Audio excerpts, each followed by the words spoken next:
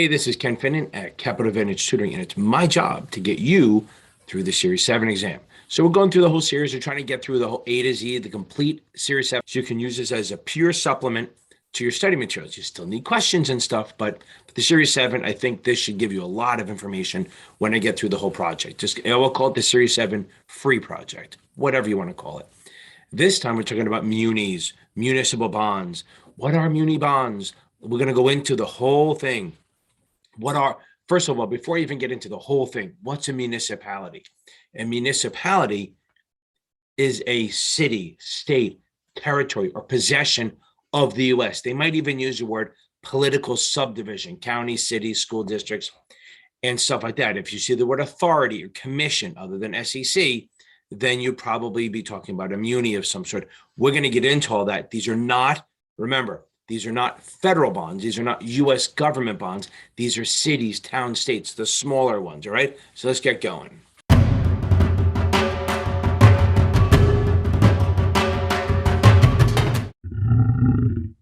Okay, so there are two types of bonds for the most part. We're going to go into deeper ones, but in general, everything is either a GO bond or a revenue bond. GO stands for general obligation. It means it's secured by the full faith and credit and taxing a power of the issuer. Okay, so basically it's saying that if we issue a bond, if I'm a city of, let's say, Chatham, I live in Chatham, we issue a bond to do something. We're going to use the money to build a project, whether it's a high school or a library or a free parking thing or a community center or a turf field or something like that. We're going to issue bonds to pay for that. But where do we get the money from? Because those things are free, other than the corruption. No, I'm kidding. Other than nothing, there's no money coming in on those things. They're not generating any revenue at all. So where do they get the money from? From us, the taxpayers. So normally on the local level, GO bonds are backed by the taxing authority of the issuer. And what that means is that if it's a city, we're paying sales tax and income tax and other stuff like that. But on the local town level, it's property taxes. So property taxes are like what they call ad valorem taxes. So we'll get into that. So now, since they're going to put up a project, my property taxes will rise. So before they do that, they have to come up with a vote. They have to get a vote, and everyone's going to vote yes or no. We had a project that was going to happen in our town like maybe 5 years ago. It was going to be a nice little community center at $3 million. Everyone was for it. Everyone started adding on to it, ended up ballooning up into this ridiculous $25 million project. So we canceled it. We're like, we're not paying, that was going to raise our taxes by a certain amount. And we're not paying for something when we thought $3 or $4 million. Even if it went to 5, we would have been okay with it. But once it went to 25, grassroots thing just shot it down and it voted down. So these things do get voted down sometimes. They don't have an unlimited check. We can say, you know what? We don't want you to spend that money. And that's where this comes into. So let's get into the ad valorem tax. So what happens is when you have a property, they're not going to base your taxes on the market value. It's going to be based on the assessed value. So let's get into this. Okay, so here we have a nice house, a $500,000 house. Now that's the market value. That's what we think we could sell it for. Means nothing. Okay. The assessed value, the AV, the assessed value is what matters. Now the numbers you might see on the test and the vendors will be a lot bigger, but this all works the same. So the assessed value is when they come into your house and they have somebody come in and they count off how many houses every year or every 5 years or whatever it is. The town comes in and assess the value of the house. They look at your property, they look at if you change anything, and they come up with what they think the assessed value is, what they value it at. And that's what they base their taxes on. So we don't look at the market value, do not care about market value. So I'm going to cross that out. It's always there, but it's always going to trick you. So we look at the assessed value. Now, if you look in the books, they do all these 0.0001 shit. Now let's make it easy, okay? So all you do is you take the assessed value, and what we do is we take off the last 3 zeros. No matter how big it is, just take off the last 3 zeros. No matter what you do, boom. So now it's 300. Then you just multiply the mill rate. The mill rate, each town has their own mill rate, okay? Each town has their own rate that they charge based on the values. Some towns are higher, some are lower. Like the town next to us, Florham Park, has a ton of industry. Jets are in there, ExxonMobil, Merck, a bunch of, so the only rate's lower because they get more money from the corporations. They can do a lot of things because they have a lot of money coming in, so they don't have to tax the townspeople as much. So this mill rate is set, like my town, I think is higher than this, but I'm going to use this. So if I have a $300,000 assessed value house, I'm going to take off the last three zeros. So if it's 3 million, I still take off the last three zeros. Then all I'm going to do is multiply this mill rate, that mill rate, okay, by the 300. And that's going to be how much I pay in taxes each year. So that would be $2,100 in taxes each year. It's that easy. They all try to do the 0.001 and you do this. It makes it so much harder. Just take off the last three zeros, multiply the mill rate. Don't fuck with the mill rate. Just leave it there. Do that times the 300. You get your 2,100. That's what you owe in taxes every year. Okay. The other part of this is sometimes you have to analyze what a geo bond, whether it's worth investing in or not. So we're going to look at the health of the community. We're looking at basically, are the taxes going up? People's attitude toward tax? Are people moving in? Basically, the financial condition, like do they have money and stuff? And how much money do they have? What is the debt per capita? What the hell is debt per capita? Debt per capita is how much debt we have divided by every single person in the town. That's what we're doing. We're dividing all the debt, all the bonds, divided by the number of people in the town. That's debt per capita. We also have a thing called overlapping debt. So like my town, Chatham, has two towns, Chatham Township, Chatham Borough. Back in the 80s, there were separate high schools. They decided, you know what, let's just combine them. So now we have two different towns or political subdivisions feeding into one high school, okay? So what happens is where our money is leaving the town and going into a school district. So that's basically an overlapping debt. Park systems, libraries, like if you have a county park system or a county library or a bunch of high schools that are kind of in the same like regional high schools, that would be overlapping debt. And then that's part of what we look at. We're also going to look at the demographics. Are they white collar, blue collar? Are they moving up? Are they moving down? Are people moving in, moving out, stuff like that? A lot of that gets into that, okay? We also look at how they've handled debt in the past. Have they always made their payments, which pretty much they do? Have they had to raise taxes? Have they made mistakes? Stuff like that. And also a lot of like pensions, like how much pension we have to pay out, what they call unfunded, which means are we low? Unfunded pension, and this goes into retirements too. We have pensions, which is what we owe to all the people who retire. Overfunded means that we have more money coming in than we have to pay out, so we're good. But if we have an underfunded pension, that means we have less money coming in than we owe. So that's a bad thing. We also have what they call the collection ratio. Of all the assessed taxes that we do, remember the ad valorem that we did, of all that, how much do we take in? How much of that do we actually collect? We ask for it, but do we actually get it? And all that stuff counts in.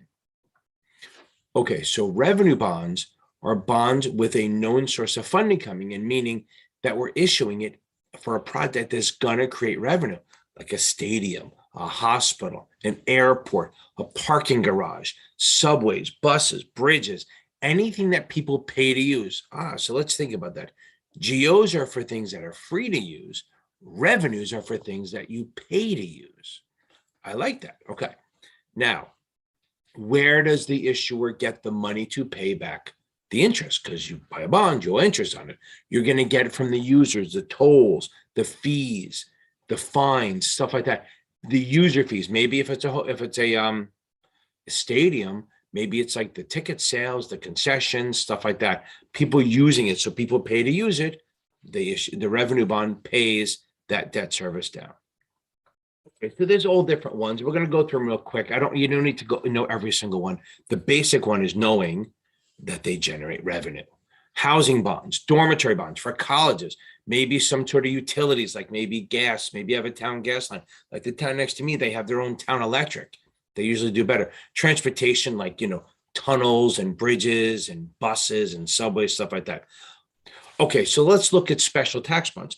I know everyone thinks special taxes, they think GOs, but that's not where we're going with this. Special tax is like tobacco, gasoline. If you're staying in hotels, those taxes are on top of it. They're for a specific project, like they would use gas tax to pay for a highway. Okay, moral obligation bonds are a little different. They're actually a revenue bond, like for a stadium or something not totally necessary. And what they do is that if they're running low on money, they can ask the town to pay. And the town just promises to bring it up during like a budget session. So the committee members or selectmen or congressmen of the state Congress or city Congress promise to bring it up and vote on it, but they can vote no. The other type that goes along with this is a double barrel bond. A double barrel bond is a bond, same thing for like a revenue kind of thing, like a hospital or something, but it's built into the indenture that they can actually grab tax money if they run low on money. So if you have a hospital bond and they run low, like with the pandemic, the hospitals weren't making a lot of money because of all they can't do these, the extra whatever, the plastic surgeries, the non-essential surgeries that they make a lot of money on. So they were running low, so they could ask the town to pay. And it's not really asking. They are actually going to get some of the property taxes. It's built in. So this thing has to be voted on. So moral obligation doesn't have to be voted on. Double barrel does have to be voted on by the town people, because if it's being built, they are taking on that obligation that they're going to have to pay some of that debt service if the hospital or something is running low on money. So we have the COP, the certificates of participation. Just know that it's like part of a lease. It doesn't need voter approval. It's not really a lending money. They're actually getting money for leasing out. If they have extra real estate, they'll just lease it out, and that's where they get their money from. So I like to lump IDBs, industrial development bonds, and private activity bonds kind of together. So it's more to make money. They'll have a property that they'll build up or something, and then they'll lease that and that company who leases it will be on the indenture. So if we build the bond, a specific structure or facility, and there's a company that's going to lease it from us, like a mall. So we say we live in Garden City, we build at Roosevelt Malt, whatever it is, or Roosevelt Mall, not malt. We're not drinking a malt. Roosevelt Mall, and like Simon's Mall Company, they're the ones who do all the malls, will rent it from the city of Garden City, and that will cover the debt service for this. So the thing with private activity and industrial development bonds, you might be subject to what they call AMT. It's their idea. The IRS goes, wait a second, you don't really need this project. It's not a public use thing, so that we might have to tax you. So certain things happen. If the person has a lot of money, very rich, or the bond is subject to AMT, there's too much corporate involvement, that would come from a qualified legal opinion, right? So I'm jumping, but a legal opinion is before they issue revenue bonds, they have to do a legal opinion. The legal opinion is done by bond counsel, a lawyer who's looking at whether it's tax-free and whether there's any issues like with the lien or the property. So if it comes back as a legal opinion, that might be because of the tax part, where they say this might be subject to AMT, where normally if you buy a GO bond or a revenue bond and you own it, you will not pay taxes on the interest. That's kind of the reason to buy muni bonds. We haven't gotten to that yet. Unless we have, I have no idea. But if it's an AMT bond, they might, if you make a lot of money and it's an AMT bond, they might not let you take the full deduction. So say you take 50 grand in interest from a bond, a GO bond or a revenue bond that you're not subject to AMT, that 50 grand comes off your income and you don't pay taxes on it. But if it's an AMT bond, maybe they say, okay, well, you get 50 grand in interest. We're only going to let you deduct 25,000 of it. So you have to pay tax on the other 25. That's what AMT is. So normally if a bond is subject to AMT, the problem is that the people who you sell muni bonds to are normally rich, and the rich people are the ones subject to AMT. So it makes it hard. If it's an AMT bond, we will have to jack. If we issued a bond that was AMT, we would have to jack the coupon up to justify or to offset the money you're paying in taxes. So that costs us more money. So we also have the Build America bonds, the BABs. These are bonds like during 2008, 2009, I think it was. They didn't do them for long. They should be done by now. But the federal government allowed municipalities to issue bonds that were taxable, so they could build other projects and help them out and do new things for people. But since they were taxable, that cost them more money. So the federal government would give them up to 35% of the extra coupon that they have to pay. Because remember, we buy muni bonds because they're tax-free interest. You should know this by now from the SIE. But you buy muni bonds because the interest is tax-free, so the coupon can be here. But if I make it taxable, I'm going to have to pay you more to get you to buy this thing. So that extra amount, the government will rebate up to them up to about 35%. Not a number you have to remember. Just know that Build American bonds are taxable bonds, and the government, the federal government, will reimburse them for some of the extra amount of money they have to pay. Again, don't have to do the numbers. Okay, so there's a thing called advanced refunding, pre-refunding, escrow to maturity, escrow to call, whatever it is. They all kind of mean the same thing. Crossover refunding. On this exam, they mean the same thing. Real world bond guys will get mad at you, but this will help you through the exam. So let's say I issue we'll say we're Chatham. Just go in there, give him my Townsend props. Of course, I did everything in white, so that makes it wonderful, right? So let's make it black so you can read it. So they say Chatham issues, just say it's a small issue. They issue a $10,000 5% bond. Okay. Now we owe 5% a year on that 10 grand, which is around $500 a year. Okay. So then interest rates drop down to 3%, and we want to issue not dollars, 3%. They drop to 3%, and I want to issue new bonds at the lower rate to save myself a couple $100 a year, which is pretty normal. But I forgot. These are non-callable. I'm stuck. I can't do anything about it. Or can I? So what I'm going to do anyway is I'm going to play a little game. I'm going to issue a new bond anyway. I'm going to issue another $10,000 bond at 3% to new people, not to the same people. It's not going to be the same people at all. I mean, it could be, but all these new people are going to buy $10,000 worth of 3% bonds. So I'm going to do a $300 a year. Now that seems kind of stupid. Why would I add to it? Now, but that also means when I issue the bond, I have $10,000 in my pocket that I didn't have before. Okay. So I'm going to take this $10,000 and put it in an escrow account. And I put this escrow account right here. An escrow account is a legal escrow account, because I mumble. An escrow account is a legal account, which means the money put in an escrow account can only be used for a specific purpose. So I'm going to take the 10 grand, this wonderful 10 grand, and boom, put it in the escrow account and buy treasuries that are paying 5%. Now, if we think about it, what are treasuries paying us every year? If we buy 5% treasuries, we're getting, look at that, 500 a year. So what does that mean? So wait a second. Oh, I get it. I bought $10,000 worth of 5% treasuries, which is paying me 500 a year. And what do I owe the original owners? 500 a year. So I basically attach it to that.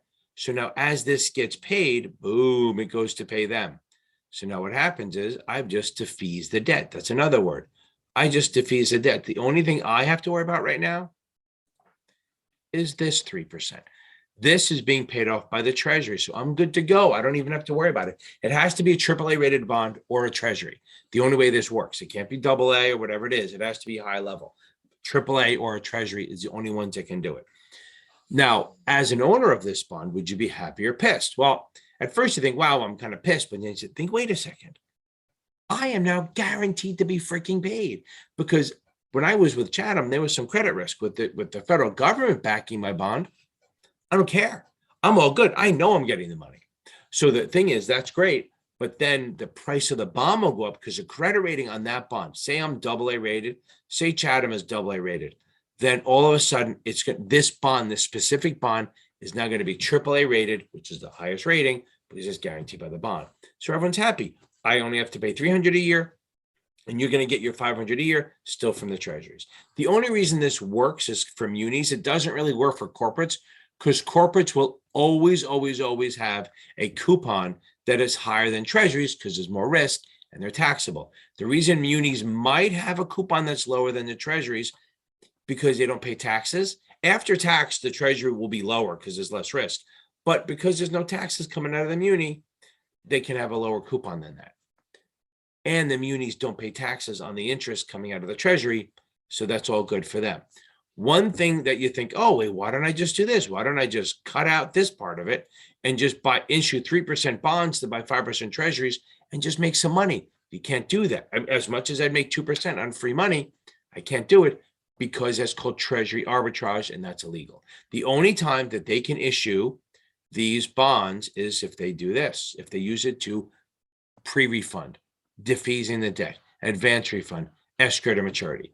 Now, one caveat to this is a thing called escrow to call. So maybe it's not that it's not callable, but not callable yet. I can do the same thing, but tier it to pay off until the bond is called. Okay, keep in mind that it's also a very safe bond. It's the safest of all the revenue bonds because it's backed by the government. Love it. Okay, you might see the word parity bond somewhere. So there's two types of bonds. There's bonds where they're backed by certain sort of revenues. And then when we issue more bonds, they become behind the first one. So we issue an A-level bond, say, and it's based on the revenues of the town. If we issue more bonds after that, then those bonds come after the A bond. So all the revenues comes in, they pay the A first, then the B, then the C, then the D, in that order. Because because A came first. There are other types of bonds called parity bonds, where even if I issued A first, the B bonds come in and they have the same claim to the revenues as the original ones. I would not be happy to have a bond like that, because if I bought this bond based on a certain level of risk that I ascertained because of debt, and then all of a sudden a new bond came in and had the same claim on revenues that I do, I'd be mad. But it is what it is. Now, we talked about this before. Before you issue a revenue bond, you have to do two things, at least. One is legal opinion. What is a legal opinion? We brought it up. It's when the bond counsel lawyer looks at the legality and the tax status of the issue. They look at, is it tax-free and is it legal to issue? And if they come back and say, yes, it's tax-free and there's no problems with the property, any of the legal stuff, and all the signatures of the authorities are good, then it's an unqualified opinion. Remember, we want unqualified opinion. Unqualified is a good thing. Unqualified means there's no issues. Qualified means, hey, I like it, but there's some issues we have to discuss, so there's qualifications.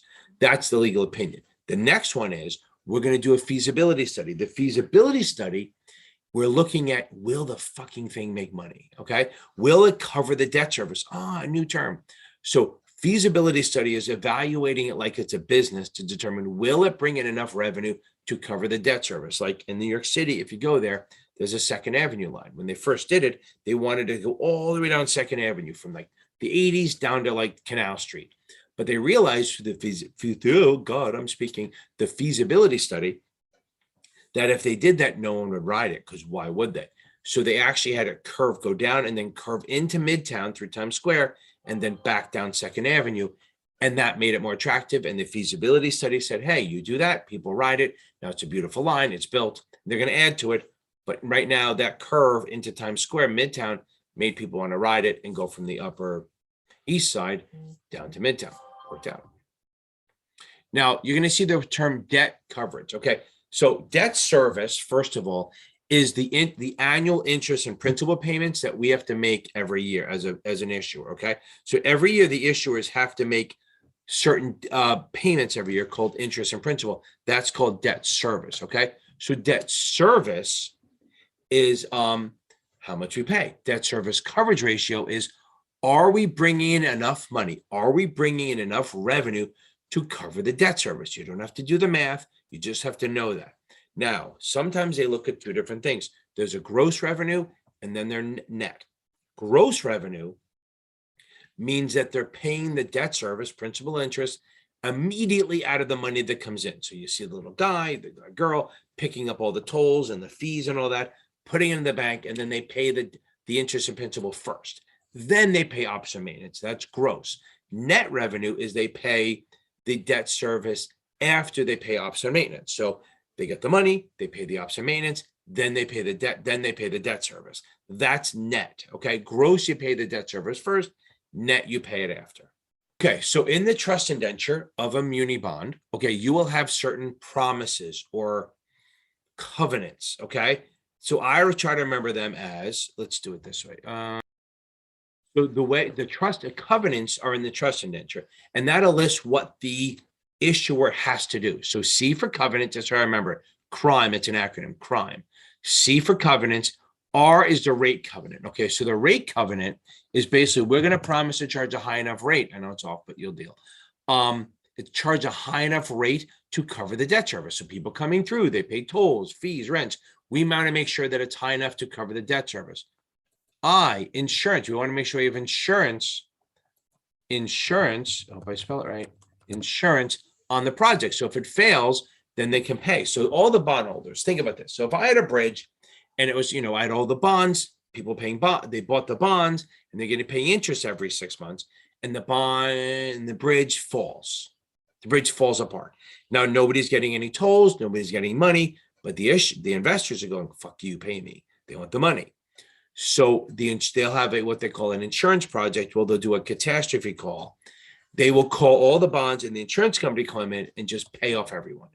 Even a non-callable bond will have a catastrophe call. In case a bridge falls or a building falls, and there's no way to bring any more revenue in, they're going to issue that. And that insurance will do a call, pay off all the bonds, pay everyone back, and then they're good. So then we also have a maintenance covenant. The maintenance covenant basically saying, we're going to take care of the project, mow the lawn, make sure the nuts are tight, clean it, make sure everything's, fair and working and not going to fall apart. That's what we're going to promise. So the engineering covenant is saying the thing can be built. We can do that. Best example is a long time ago, people in Staten Island and Brooklyn had to take a ferry all the time. And they said, let's build a bridge. So they were going to build a bridge. And then the engineer came and said, listen, the ground's too soft. It won't hold a bridge. So what do we do? So they made a suspension bridge. So if you ever take the Verrazano Narrows Bridge between Staten Island and Brooklyn, you will see that this bridge is actually, you won't see that it's on the ground, but it's laying on the ground. It's not bolted in. I mean, it is, but it's not laying on it. They have these massive cables holding the bridge up. It's a suspension bridge. So they hadn't made one that big ever at the time. So the engineers came in, gave a study. They told we liked it. They said it worked, and boom. And then they said, we can do it. You need to see that. Look, if they're going to do a new project, you want to see that they can actually build this. If they can't, then why the fuck would you buy the bond? The bonds where a covenant where they can issue additional bonds, but they will either do it like we talked about before with the parity bonds. There's open end and closed end. Open end means I issue a bond now. We can keep issuing new bonds that have an equal claim on the revenues, which I would not want. A closed end bond would have I almost said closed end bond fund. So a closed end bond is where we issue the bonds now. Any new bonds we issue, which we're allowed to, have to come behind our original one in claims. I prefer that one. The open end, I don't want them to have. We didn't want them to have it on the same level. We want ones behind. We're also going to talk about flow of funds. What's flow of funds? It's where the money goes. Okay, so we have a revenue bond. The money comes in. They don't have for GOs because there's no money coming in, hopefully. Revenue bonds have money coming in. So what you need to know, and we did talk about it before, they want to know where the money goes first. That's what this test is going to be about. Where does the money go first? So if it's a gross pledge, it pays. So the money goes into the revenue fund first. That's like the bank account.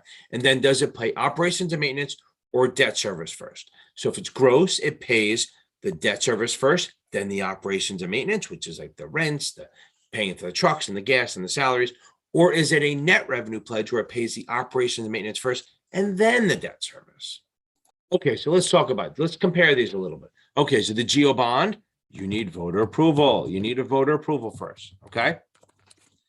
Now, revenue bonds, you don't, because in reality, approval A, I try to add an E to it. Revenue bonds, because since it's user-based, you don't have to use it. If you don't want to use it, you won't have to pay for anything. So no vote. Now, where does the GO get their money from? They get it from the taxes. So the money can only be used in state, okay? In the state. They can't cross state lines or even town lines unless it's overlapping, right? Or town lines, in town or in state, okay?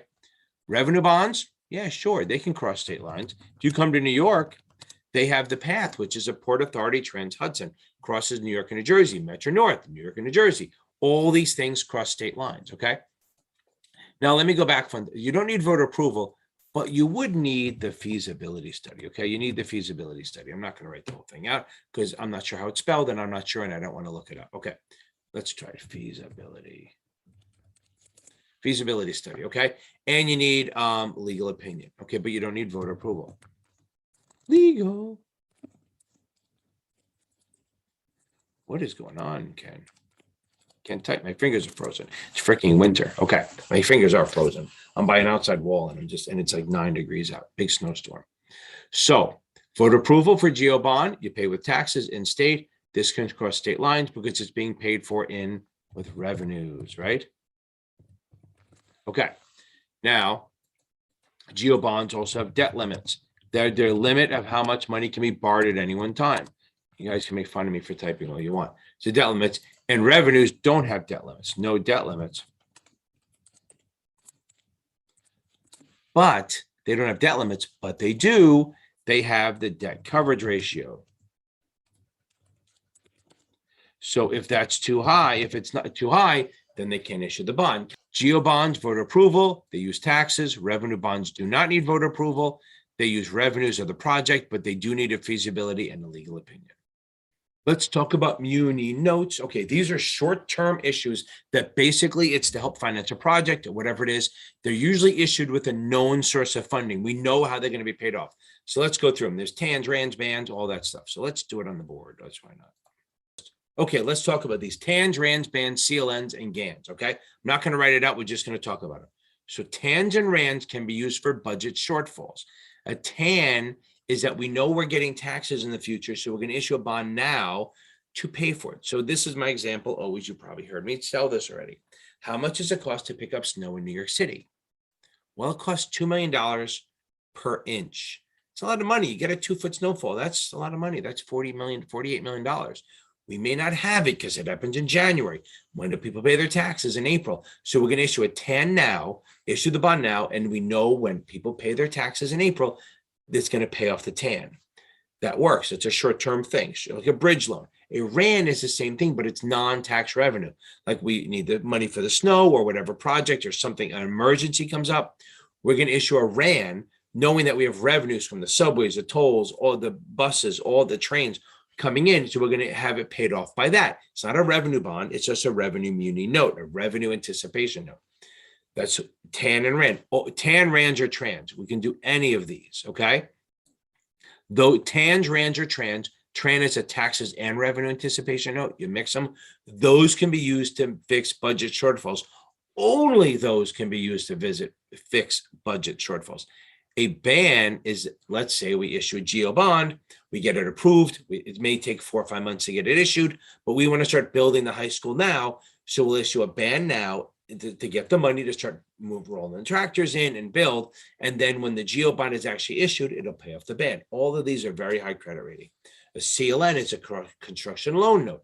Maybe it takes us 3 years to build a building with no money coming in, so we can't really pay interest on it. So we'll issue a construction loan note like for what we need. Like this year, we know the building takes 3 years.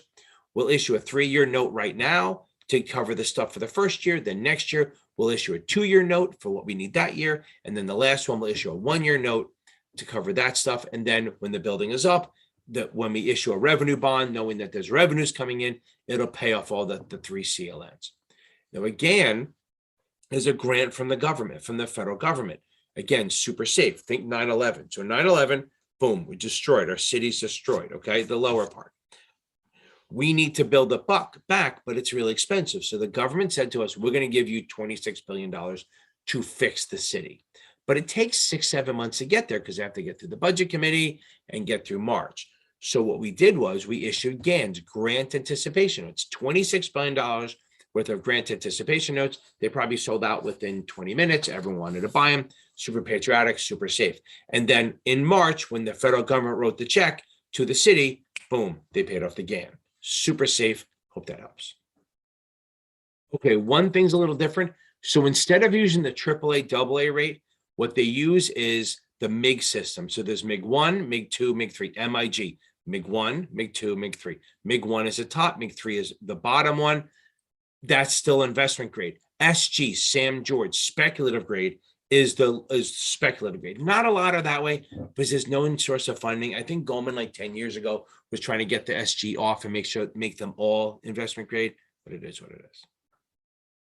Okay, so let's talk about different types. So some of our issue is that we have interest rate risk on a lot of these because they're bonds. So they made a couple of different ones called there's an auction rate security. Basically, it's a long-term bond, has a little short-term thing. So if you want to get out of it, so you buy a short-term bond, and what happens is every either 7, 14, 28, or 35 days, that's when you can sell it. They do an auction where they compare the sellers and the buyers. And basically the auction back and forth creates the new interest rate, okay, for the next 7, 14, 28, or 35 days. But the problem is that if I go to sell my auction ARS and there's not enough buyers at an acceptable rate, then nobody sells their rate. So we're stuck in this for another week, 2 weeks, 3 weeks, or a month, whatever it is. So there's a liquidity issue. So auction rate securities, this is what you need to know. You don't have to go through the whole process. If you buy an auction rate security, the interest rate will move every week, 2 weeks, 3 weeks, whatever it is, based on what the auction does. And then for the next 2 weeks, you'll get a different rate, up or down. So it kind of stays relevant to the interest rate. So you don't have a lot of interest rate risk, but you do have a lot of liquidity risk because you technically, let's say not a lot of liquidity risk, but enough, because you might not be able to get out of the bond in when you want to, because if it fails. Now, granted, they haven't failed since 2009, but they could. Okay, so that's a risk you have to tell someone. So we have VRDOs, variable rate demand obligations. They're great. They have no interest rate risk. They don't have any liquidity risk, because here it is. So here's our 5% VRDO. It's issued at 1,000, 5%. It'll have a lower coupon than the other munis. If I issued a VRDO and a regular one, the VRDO would have a lower rate because it's more attractive. Okay, but here, let's say at 5%. We wish we had a 5% muni at 1,000. If interest rates in the economy go up to 6, it'll go to 6. Rates go to 7, it'll go to 7. Rates go to 2, it'll go to 2. So it's always going to be relevant. It automatically resets. There's no auction that does it. The actual person running it changes it, okay? And here's the other part. So you really don't have interest rate risk because you're staying relevant. The other part is the DO part, or they may even call it a demand note. The demand obligation is what they call an embedded put option. This put option is embedded into the bond. So that means at any point, you can sell the bond at par. So that means you have no interest rate risk, because no matter what happens, you can always sell the bond at par, which means it acts like a short-term bond, right? It's a long-term bond with short-term features. Why? Because you can make it mature anytime you want. You buy the bond and you go, I want out. You can sell it for 1,000 no matter what. So it's not volatile at all. There's no interest rate risk. And it's a long-term bond with the short-term feature, because since you can sell it at par, that's like making it mature. So let's talk about 529s. Wait, why are we talking about 529s in the municipal bond section? Because it's considered a municipal fund security. It's subject to MSRB rules. So it is a state-sponsored college or sort of high school, lower level retirement plan. It's a savings plan. So it doesn't have any federal contribution limits, but each state has their own contribution limits. So if they ever ask you how much can you put into a 529, the limit's very high. But sometimes if they say how much can you put in without being taxed, okay? So if you can put in up to 15 grand per person into a 529. So if I wanted to put 15 grand for my son or daughter, my wife could do that, my aunt could do it, my mom could do it, everyone could put 15 grand each and it not be taxed. If you put more than 15 grand, the donor gets taxed. But they do offer if you want to preload it and say, listen, 15 grand times 5 is 75,000. You can write a check for 75 grand. This is only for 529s. Boom, you put 75 grand in, but then you can't contribute without paying taxes for 5 more years. Now, that doesn't mean it's a limit. That just means how much you can put in without paying taxes, okay? So you can put as much as you want in up to the state limit, which like New York's like 300 grand or something like that. So the limits are kind of not really a thing, but they might ask you that. So just remember, if they say how much can you put in, it's high. But if they say how much can you put in without paying taxes, it's 15 grand per year, okay? Okay, so the 529 plan is a state-sponsored MSRB plan. The states decide the contribution limits. They're very high. The money goes in after tax. It grows tax deferred. What that means by goes in after taxes, you do not get the deducted off your taxes when you put it in, but it does grow tax deferred. You don't pay taxes as it grows. And if you use it for qualifying education, which is college or a little bit for high school and lower, then the money comes out tax-free, which is awesome. There are no age limits. There aren't income limits. The real downfall of this is that you don't get to choose your investments. It's very limited on what your investments can be. You can choose certain funds that each state decides. There's also a 529 ABLE plan, which is if your son or daughter is disabled, if they're disabled by the time they're 26, then they can use this plan. Not a big deal. They're not going to go heavy into this.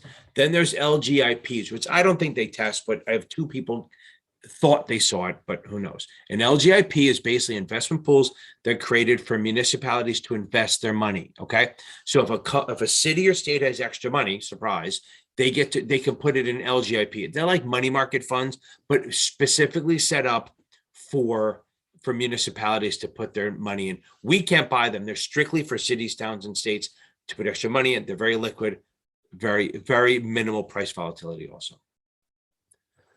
Just to make sure we're clear on this, why the fuck do we buy munis? We buy it because it has tax-free interest. The interest is tax-free, not the capital gains, not the buying and selling them. The interest that you get is tax-free. If you buy it in your own state, you don't pay state, local. Hopefully you don't pay state, local, but you won't pay federal.